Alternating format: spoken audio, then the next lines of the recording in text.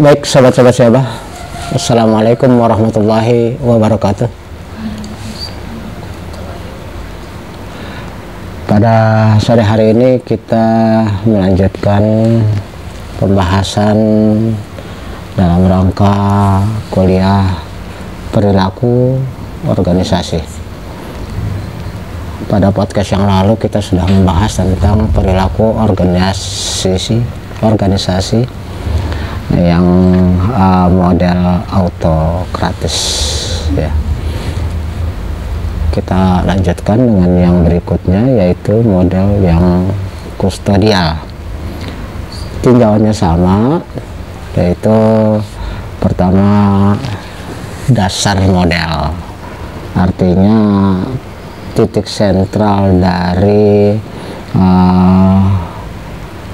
perhatian di dalam model organisasi kustodialnya apa.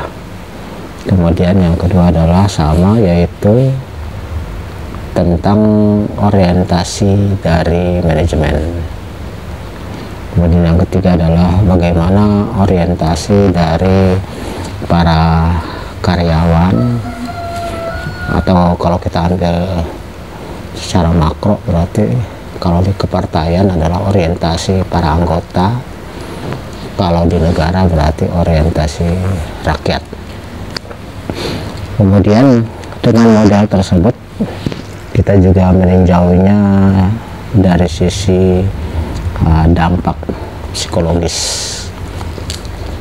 Kita sudah bahas minggu lalu bahwa dalam otoritarian dampak psikologisnya adalah orang menjadi serba tercekam, penuh ketakutan karena semua dijalankan secara autokrasi, secara otoriter. Semuanya ditentukan oleh atasan, sehingga bawahan tidak punya ruang gerak, tidak sempat atau tidak bisa melakukan suatu diskusi. Kemudian yang berikutnya, model ini juga variabel yang kita teliti adalah sebenarnya orang untuk masuk ke dalam suatu organisasi itu yang menjadi kebutuhan mereka itu apa. Karena kita tahu bahwa kan setiap orang masuk organisasi itu pasti kan ada motivasi, ada sesuatu yang mereka butuhkan, yang mereka inginkan bisa diperoleh kalau mereka masuk ke organisasi tersebut, ya. Dan pada akhirnya tinjauan kita adalah dengan model yang autokrasi maupun kustodial itu bagaimana kinerja dari organisasi, ya kan. Kinerja organisasi dari autokrasi yang sudah kita bahas minggu lalu adalah di mana dari bottom up, artinya dari bawah, itu menjadi sulit karena tidak ada ruang untuk berkreasi, sementara semua perintah, semua aktivitas, semua ketentuan adalah dari atas ke bawah, ya, up down, dari atas ke bawah. Nah, sekarang yang akan kita tinjau adalah di dalam organisasi yang bentuknya adalah kustodial. Namun sebelum itu kita juga mungkin sadar atau mengetahui bahwa semua yang terjadi di dalam suatu organisasi itu juga sangat dipengaruhi oleh iklim organisasi, ya kan. Iklim organisasi di mana para anggota itu ada di dalamnya, gitu. Iklim atau suasana itu akan sangat menentukan apakah orang yang ada di dalamnya itu merasa kerasan, merasa betah, merasa bebas, merasa nyaman, atau sebaliknya merasa tertekan, merasa di bawah intimidasi dan sebagainya. Itu adalah dipengaruhi oleh iklim dari organisasi, suasana yang berkembang di dalam pergaulan antar manusia dan juga antar kelompok yang ada di dalam organisasi ya. Pastinya karena kita tahu organisasi itu terdiri dari orang-orang yang berbeda-beda dan kelompok yang berbeda, di mana masing-masing punya kebiasaan, punya pandangan ya, kemudian juga punya karakter ya, punya motivasi yang berbeda, sehingga organisasi juga akan memiliki iklim dengan ciri-ciri yang masing-masing beda-beda ya kan. Iklim dalam otoriter gimana, iklim dalam kustodial gimana ya. Dan juga setiap organisasi pastinya punya budayanya, budaya organisasi. Budaya adalah nilai-nilai yang berkembang yang dianggap sebagai suatu ciri yang unik, ciri yang baik, sehingga organisasi ini budaya organisasinya bagaimana, organisasi yang lain budaya organisasinya bagaimana, antara lain itu akan berbeda satu dengan yang lainnya karena dipengaruhi oleh orang-orang yang ada di dalamnya dan juga kelompok-kelompok yang ada di dalamnya. Dengan demikian maka di dalam tindakan mereka, perilaku mereka selaku organisasi juga pastinya ya beda-beda antara satu organisasi dengan organisasi yang lain. Karena kita tahu bahwa yang namanya iklim itu sangat besar pengaruhnya terhadap motivasi, kenyamanan dan sebagainya. Pastinya sama dengan manusia juga yang memiliki perbedaan lingkungan, dimana kalau manusia tinggal di pantai pasti berbeda dengan manusia yang tinggal di pegunungan, beda juga dengan yang ada di padang pasir, beda antara lingkungan masyarakat yang tinggal di pedesaan dengan yang di perkotaan ya. Dan selanjutnya semua itu akan membentuk budaya, akan membentuk karakter, dan pada akhirnya akan membentuk yang namanya perilaku ya. Oke, kemudian sebagaimana kita katakan tadi, iklim organisasi itu sangat mempengaruhi motivasi dari orang-orang yang ada di dalamnya, sehingga nanti akan berimbas kepada prestasi yang bisa mereka hasilkan dan juga kepuasan kerja yang mereka rasakan gitu ya. Kalau dalam organisasi itu mereka merasa nyaman sehingga motivasinya terdorong naik, maka kemungkinan prestasinya juga akan menjadi baik dan pada akhirnya mereka akan merasa puas ya di dalamnya. Tapi sebaliknya, karena kalau mereka merasa tidak motivasinya kurang, apalagi kemudian terlalu banyak tuntutan atau bisa juga penghasilannya yang terlalu rendah ya, terlalu banyak tekanan, sehingga pada akhirnya mereka tidak merasa puas ada di dalamnya, yang pada akibatnya prestasinya bisa menjadi minim, menurun ya. Demikian juga kepuasan kerja itu juga bisa akan menimbulkan rasa frustasi ya. Ada orang yang merasa menjadi tidak betah dalam suatu organisasi.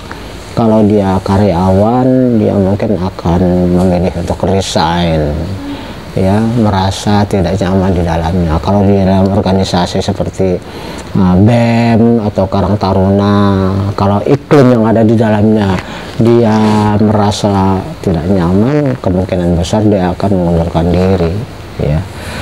Jadi adanya hal-hal tersebut pastinya akan mempengaruhi bagaimana kinerja dari suatu organisasi.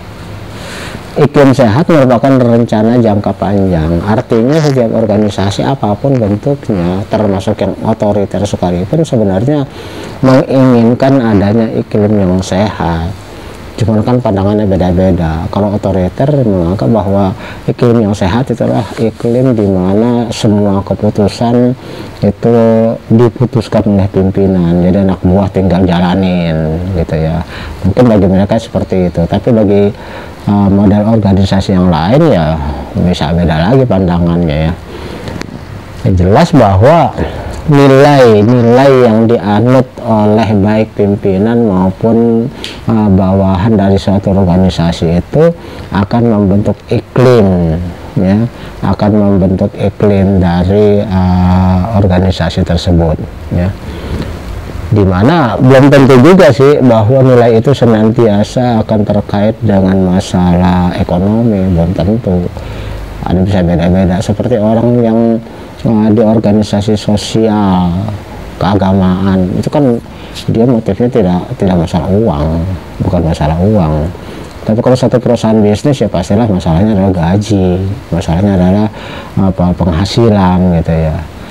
Bahkan ada organisasi-organisasi yang malah sukarela sudah tidak digaji, malah mereka yang menyumbang ya, mereka yang kemudian malah kena gitu untuk membiayai dari aktivitas organisasi ya.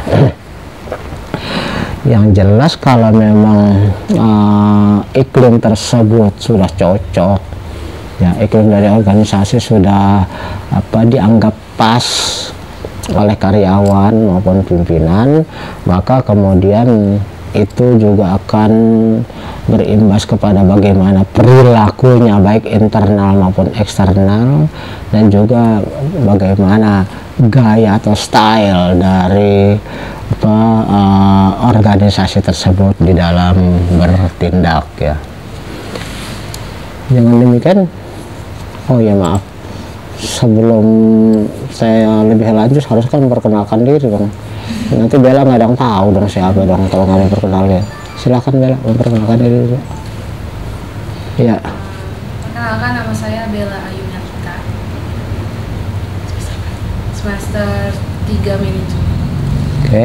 Ya, saya Aprilia Nurul Hakim, semester 3 manajemen. Oke. Saya Intan Sofia Rahma, semester 3 manajemen. Baik, terima kasih Bella April Intan ya. Kita lanjutkan berbincang tentang unsur tentang iklim organisasi yang sehat itu yang bagaimana. Maka ada unsur-unsur yang harus kita kaji terlebih dahulu untuk menentukan kira-kira bagaimana iklim yang ada dalam organisasi. Yang pertama adalah kualitas dari kepemimpinannya ya. Kemudian yang kedua adalah kadar kepercayaan. Kadar kepercayaan di sini maksudnya adalah apakah di antara mereka itu saling terbuka sehingga saling percaya, baik sesama anggota, sesama karyawan, maupun sifatnya vertikal, yaitu antara bawahan dengan atasan, atau dari atas bagaimana mempercayai bawahannya gitu ya. Kan bisa jadi orang dalam satu organisasi karena merasa kadar kepercayaan terhadap teman-teman sesama anggota, sesama karyawan itu tipis, maka kemungkinan akan mengakibatkan tanggung jawab atau keinginan mereka untuk bekerja sama menjadi minim. Nggak percaya, gimana nggak percaya bisa saling bekerja sama. Begitu juga kalau ke atas sifatnya, seorang karyawan, seorang anggota tidak percaya kepada pimpinannya, maka kemungkinannya apa yang diharapkan, diinginkan oleh sang pimpinan untuk anak buahnya atau bawahannya melakukan sesuatu mungkin akan dibantah ya, mungkin tidak dituruti ya. Karena apa? Nggak percaya sama pimpinan. Sebaliknya juga begitu, kalau pimpinan nggak merasa percaya sama anak buahnya, maka kemungkinan dia kerjaan-kerjaan itu akan lebih banyak diselesaikan sendiri karena dia nggak percaya apa iya dia mampu gitu kan, apa dia mau. Kadang-kadang orang kan ada yang mampu tapi nggak mau, tapi ada juga yang mau tapi nggak mampu, macam-macam. Yang bagus kan sudah dianya sendiri memang mampu dan juga mau, nah itu yang terbagus ya.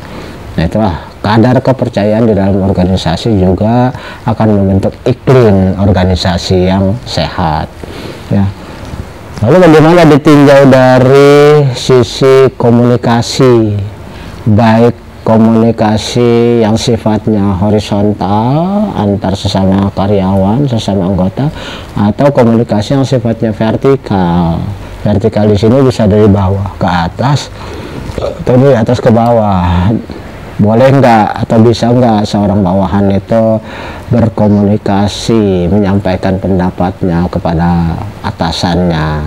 Kemudian apakah atasannya itu terbuka kepada bawahannya sehingga dia sharing untuk berbagai hal, berbagai informasi dalam rangka untuk meningkatkan kinerja, ya. Kemudian yang keempat adalah perasaan melakukan kerjaan yang bermanfaat. Pada dasarnya siapapun juga, baik orang baik maupun orang yang tidak baik, inginnya apa yang dikerjakan itu ada hasil kan, nggak mau kerja sia-sia, ya. Jadi hal ini juga akan menjadi pendorong bagi suatu perusahaan maupun suatu organisasi lain untuk bisa memanfaatkan, ya, mendaya gunakan, ya, atau meyakinkan bawahan bahwa organisasi ini akan mendatangkan manfaat bukan hanya dari sisi material kepada karyawannya, tapi juga sisi yang non material. Hal kelima yang membentuk iklim organisasi menjadi sehat adalah apakah di sana tertanam perasaan bertanggung jawab. Ada orang yang di dalam organisasi bertanggung jawab penuh, tapi ada juga kan orang yang ngasal, ya. Ada orang yang ingin berprestasi, tapi ada juga orang yang ya minimal aja berprestasi. Kalau saya pribadi selalu beranggapan bahwa yang namanya kinerja itu adalah kewajiban plus. Artinya kalau seseorang itu selaku karyawan dia punya 7 kewajiban, maka yang disebut kinerja adalah kalau dia mampu menjadi 10 yang dilakukan, lebih dari sekedar melaksanakan kewajiban tetapi menambah dengan nilai-nilai tertentu.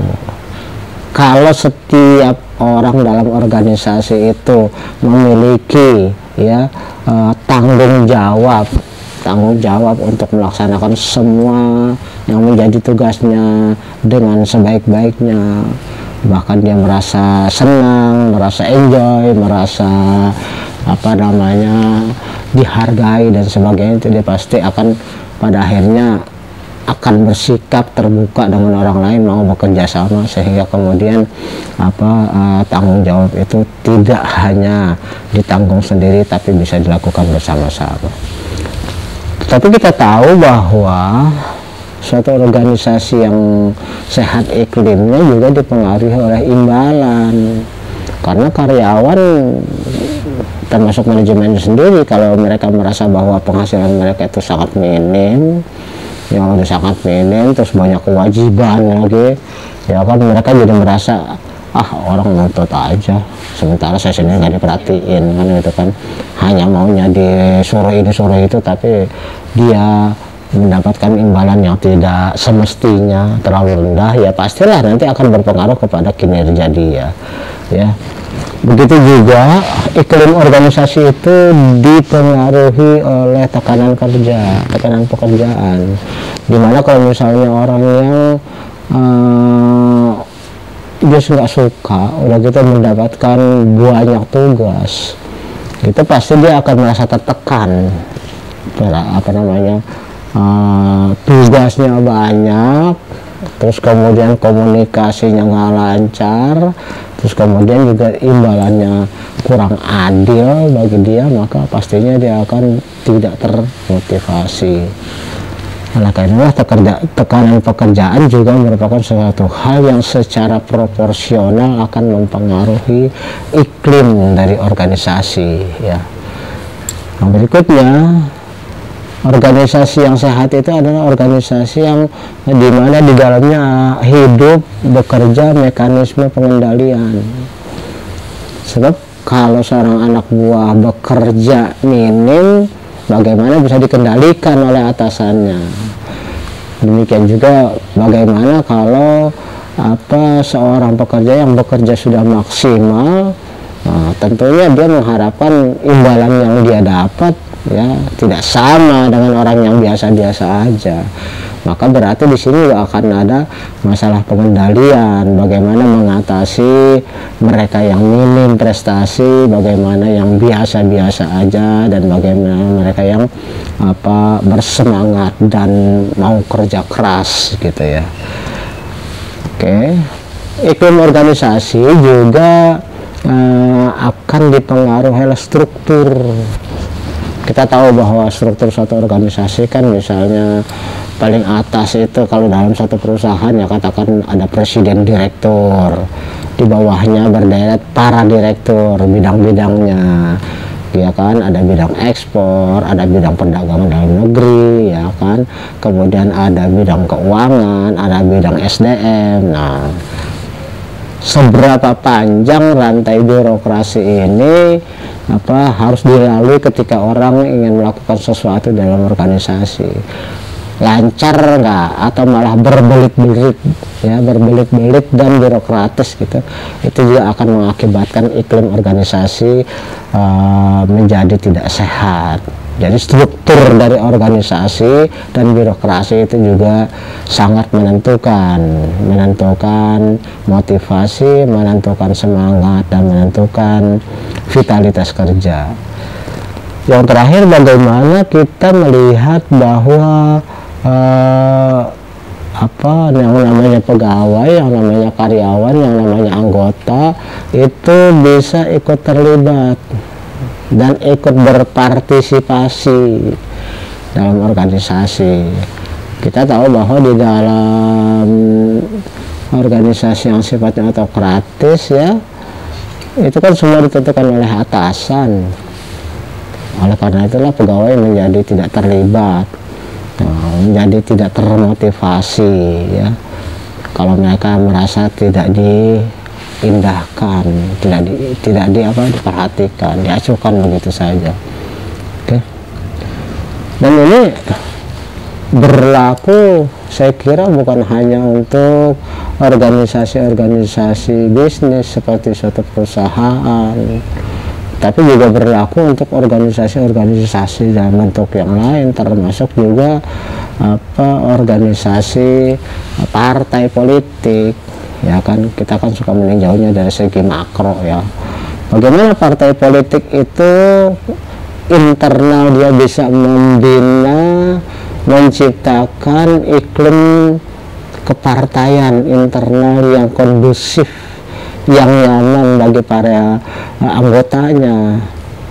Ya, apakah pimpinannya itu mampu memotivasi anggotanya sehingga mereka bersedia untuk bekerja keras memajukan partai, atau mereka malah merasa tidak betah yang pada akhirnya mundur ya. Kita lihatlah yang aktual ini kan, misalnya partai yang sebenarnya baru muncul, masih menghadapi persiapan untuk mengikuti pemilu 2024, lalu kemudian bubar lagi. Mungkin bukan bubar, tapi bisa juga tokoh-tokoh yang pentingnya pada mundur ya, kayak misalnya partai barunya Amin Rais. Anda mengikuti nggak beritanya? Partai Umat, tahu nggak? Partai Umat itu kan partai baru karena Amin Rais merasa tidak nyaman lagi ada di PAN, Partai Amanat Nasional. Dulu kan beliau juga yang merupakan deklarator atau pendiri dari Partai Amanat Nasional. Tapi kemudian berkembang, akhirnya banyak anggota yang termasuk Amin Rais tidak puas dengan kondisi dari PAN sekarang yang boleh dikatakan perolehannya makin lama makin kecil dari pemilu ke pemilu, sehingga ada yang beranggapan bahwa semua ini itu disebabkan oleh pimpinan yang terlalu nepotis.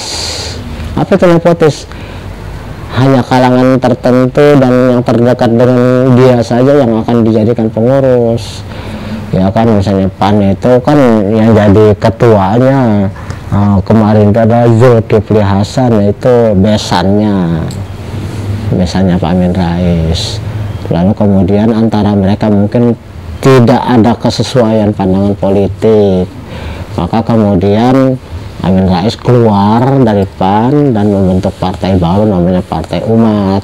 Ya, Partai Umat sendiri baru dideklarasikan, baru sedang konsolidasi untuk persiapan menghadapi pemilu 2024. Nah, ternyata beliau juga di dalam partai yang baru itu juga menciptakan iklim yang kurang kondusif. Misalnya apa tadi, dalam masalah rekrutmen pimpinannya, Pak Amin Rais kemudian mengangkat anaknya menjadi ketua umum, dia jadi pembina. Ya sama lah dengan Demokrat kan pembinanya SBY, ketua umumnya AHY, anaknya sendiri, sekretarisnya adalah Ibas, anaknya sendiri. Nah ini tentu akan menimbulkan ketidakpuasan di dalam tubuh anggota, sehingga kemudian kita lihat kan terakhir itu Demokrat ada gerakan baru yang kemudian ingin mengambil alih kepemimpinan AHY, yaitu yang dipimpin sama Pak Muldoko. Yang mungkin Anda tertarik nggak kalau baca-baca berita politik, Bel? Lumayan. Tapi berarti berita ini tahu? Lumayan tahu. Terus kemudian apa tuh? Iya lumayan sih, kalau misalnya udah dimulai sih ini gitu, seru gitu, cuma iya. Intan? kurang sih. Kurang. Ya, tapi kalau sebagai mahasiswa saya pikir sebaiknya ikut aja. Perkara kemudian kita mau terjun ke politik itu nggak ada masalah. Tapi yang penting sebagai mahasiswa kan harus selalu luas ya, selalu tahu perkembangan gitu. Bahkan saya berharap, kemarin kan saya ketemu Pak Dekan tuh. Pak Dekan merasa surprise dengan apa yang kita lakukan dan beliau mendukung, beliau menganggap bahwa ini adalah model baru yang ya boleh dikatakan masih sangat langka orang melakukan podcast, ya kan, yang dosen melakukan podcast masih jarang, karena kan banyak orang juga kembali lagi kepada motivasi tadi, iklim dan sebagainya mempengaruhi. Ketika dia merasa bahwa gaji cuma segini ngapain capek-capek kan kita ya kan. Tapi ada juga orang yang meskipun yang saya bilang tadi seperti orang sosial, biarpun dia itu gajinya kecil, tapi karena dia merasa enjoy, karena dia merasa nyaman, dia merasa senang, maka dia nggak peduli dengan gaji yang kecil, dia tetap akan bekerja semaksimal mungkin. Motivasi itu bisa motivasi karena lingkungan organisasi, mungkin juga bisa motivasi pribadi. Memang dia yang senang ngajar ya, kayak saya, karena saya mindsetnya memang memang jiwanya pengen ngajar, maka walaupun saya udah 20 tahun di sana, tapi kemudian hanya part-timer ya, saya nggak peduli. Ada dosen yang ngomong sama saya mah cuma 3 dapatnya, nggak masalah gajinya segini gitu kan. Tapi kalau saya walaupun gaji cuma segitu, saya tetap maunya banyak gitu, maunya tetap banyak. Kenapa? Motivasi saya adalah semakin banyak saya ngajar, semakin banyak ilmu saya sebar, maka insya Allah kan ada amalnya juga kan semakin banyak. Seperti saya melakukan podcast ini kan, saya nggak berharap bahwa yang saya ajarin itu hanya didengarkan oleh mahasiswa saya, tapi didengarkan oleh semua orang sebanyak mungkin, kan jadi jariah juga kan. Makanya saya minta kepada teman-teman mahasiswa, ya disebarkan lah, berarti kamu menyebarkan yang kebaikan. Kalau nyebarin hoak aja mau, maksudnya nyebarin kebaikan nggak mau gitu kan, nyebarin gosip aja mau ya kan, nyebarin yang nggak jelas segala macam mau, kenapa nyebarin yang kebaikan nggak mau? Gitu. Jadi saya berharap semakin banyak yang mendengarkan itu akan semakin baik buat saya. Itu motivasi pribadi. Nah, di dalam satu partai juga begitu, ada orang yang motivasi pribadinya apakah dia memang senang berkecimpung di politik, atau memang dia itu ada harapan nanti kalau masuk politik dia mungkin nanti bisa jadi elitnya, jadi pimpinannya, sehingga nanti ketika habis pemilu ya dia bisa diangkat jadi anggota legislatif, atau mungkin terpilih menjadi anggota eksekutif alias jadi menteri, jadi direktur BUMN. Ayo. Itu kan harapan-harapan dari semua orang, ya kan. Orang masuk partai politik itu kan suatu jalan pintas jadi pimpinan loh. Kamu jadi karyawan selama-lamanya ya paling naik jadi dari karyawan, kalau swasta itu mungkin nanti jadi supervisor gitu kan, dan supervisor mungkin naik nanti jadi manajer, naik jadi manajer kemudian jadi apalagi direktur dan sebagainya, naik. Itu harapan wajar, mana ada orang yang nggak mau seperti itu ya, semua juga begitu. Maka di partai politik ya begitu ya, di partai politik ada orang yang tadinya anggota kemudian ingin jadi pengurus cabang, kemudian jadi pengurus daerah, jadi pengurus pusat, pada akhirnya dia berharap bisa menjadi eksekutif, jadi menteri dan sebagainya, atau bisa menjadi gubernur, calonkan gubernur.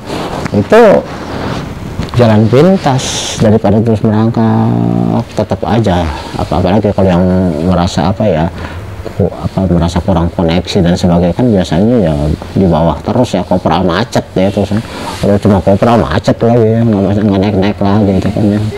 Itu kan bisa membuat frustrasi. Nah kemudian ketika dalam satu organisasi tercipta iklim yang kurang sehat seperti di PAN tadi, nah, pada akhirnya kan kemudian Pak Amin Rais keluar membentuk partai baru, Partai Umat. Nah ternyata Partai Umat sendiri baru mulai konsolidasi, pecah lagi, sehingga seolah-olah layu sebelum berkembang aja belum udah layu duluan. Ya udah ini juga. Begitu juga dengan Partai Demokrat itu masih tarik-tarikan antara Muldoko sama AHY. Ya terus kemudian partai-partai yang belum sempat muncul tapi kemudian dilayu seperti Partai Idaman itu. Siapa Partai Idaman? Partai Idaman siapa? Oma Irama. Oma Irama kan dia pernah bikin Partai Idaman, tapi kemudian belum sempat muncul, belum sempat ikut pemilu, udah hilang lagi gitu kan. Ada partai-partai yang udah sempat muncul tapi kemudian layu lagi seperti Hanura ya, Partai Hanura itu, kemudian ada juga Partai PKPI Sutioso itu, Partai PKPI. Ada juga partai yang Mbak Tutut itu, partai Karya Peduli Bangsa. Itu tahun 2014. Kamu 14 baru umur berapa? 2014 SMP dari belum masalah itu. Tahu yang kuning doang. Tahunya yang kuning udah dari zaman ke zaman itu mah. Yang kuning mah dari saya masih itu kan berdirinya tahun 50-an itu, tapi mendapatkan anginnya setelah Bung Karno turun, baru kemudian dia di tangan Pak Harto berkembang jadi partai nomor 1.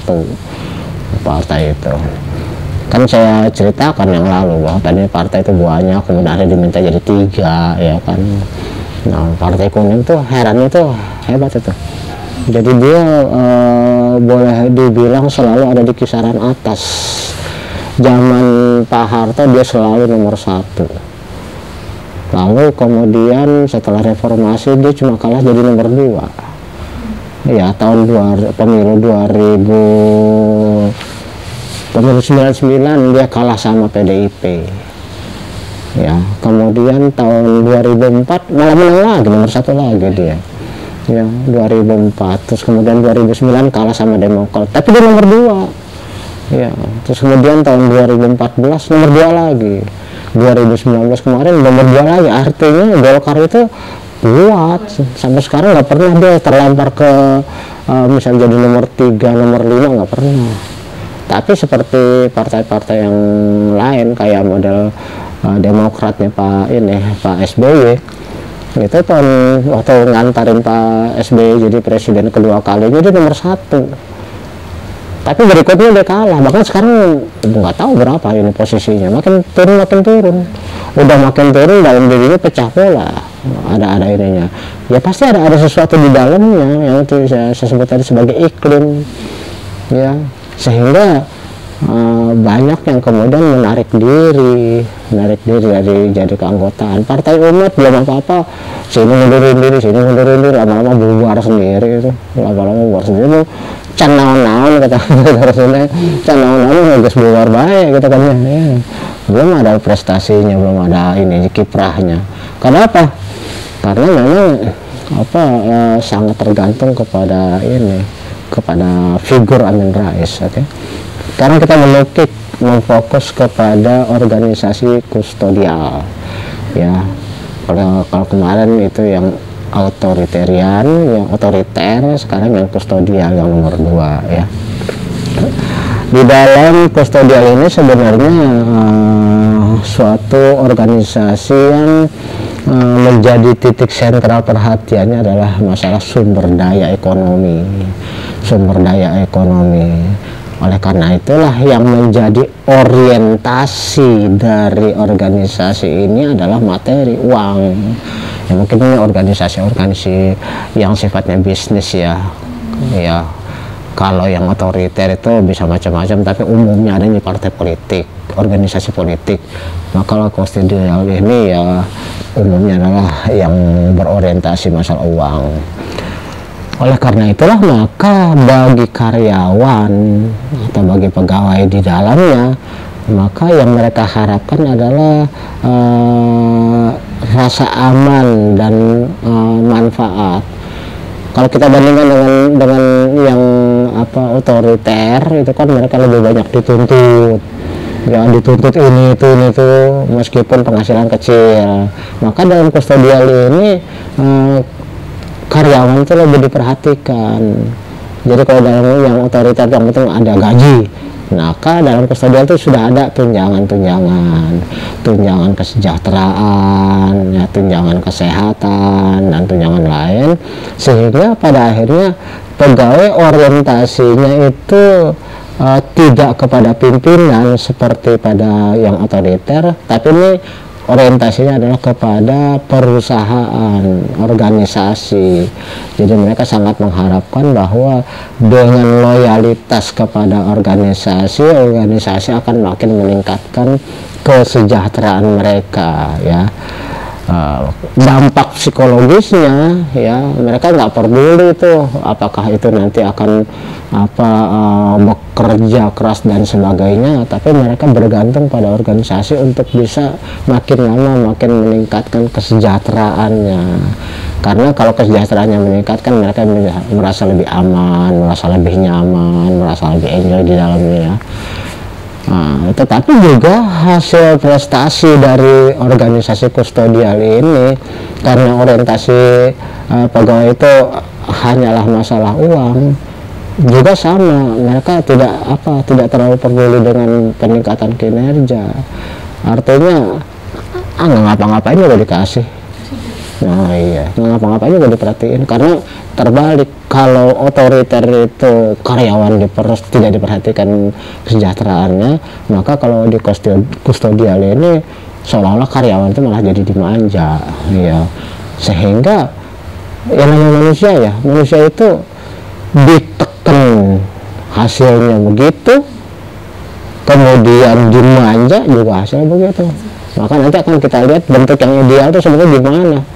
Anak kalau terlalu dipres sama orang tuanya kan kita bisa lihat hasilnya kayak apa, tapi kalau terlalu dimanja juga kayak apa kan gitu ya. Jadi nggak senantiasa menghasilkan yang terbaik gitu kan. Maka di dalam model kustodial ini juga hasil prestasinya itu pasif ya. Karena apa? Karena model kustodial ini mengandalkan kemampuan manajemen membangun perasaan kemitraan.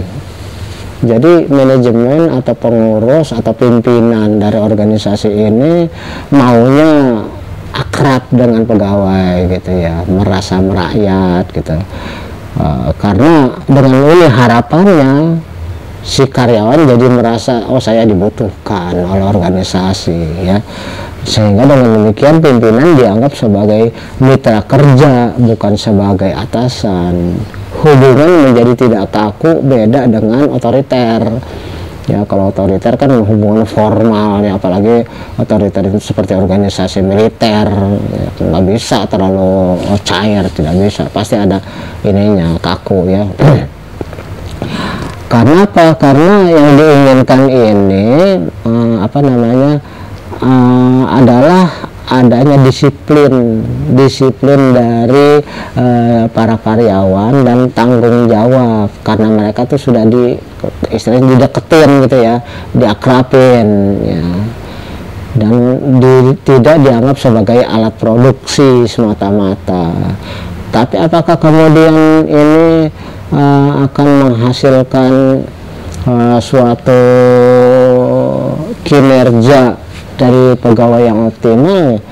Ternyata tidak juga ya, ternyata tidak juga, karena itu tadi, karena meskipun sudah dideketin, biasa ya orang kalau ditekan itu merasa stres, dideketin ngelunjak gitu kan ya, dideketin ngelunjak itu serba salah gitu ya.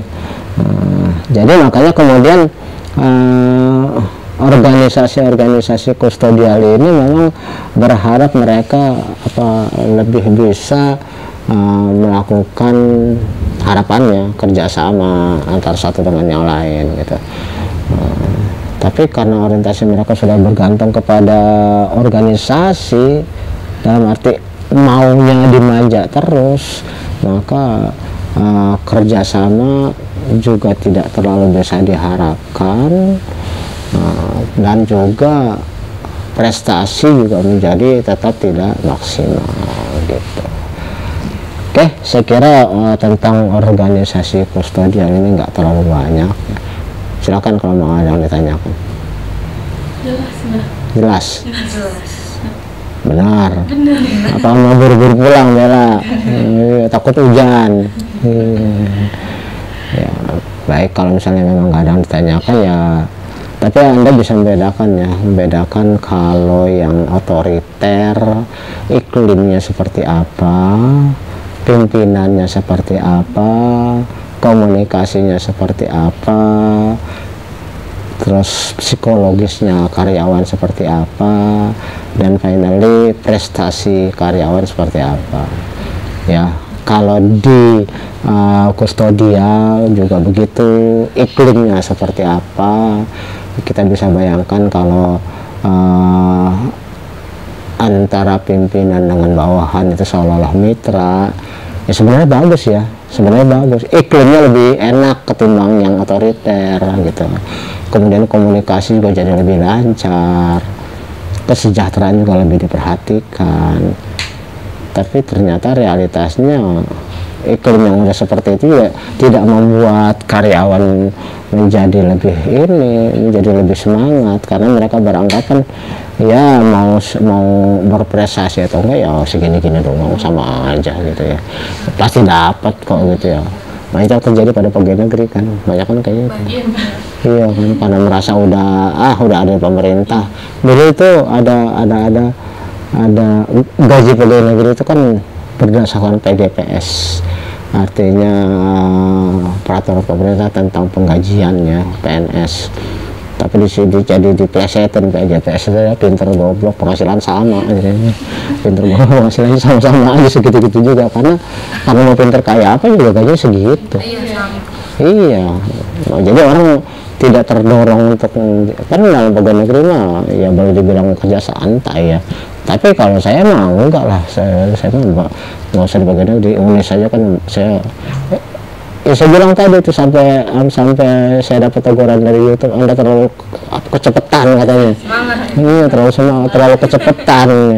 Jadi saya harus ngatur-ngatur, jangan sampai sehari bisa. Karena saya sampai podcast juga kan, saya ada ceramah kadang-kadang ada lagu, ada apa, pokoknya tiap hari dar aja. Rupanya YouTube ini ngap juga ngikutin saya nih, sampai dibilang Anda terlalu cepat, malah diblokir sementara. Tapi kemudian udah dibuka lagi langsung.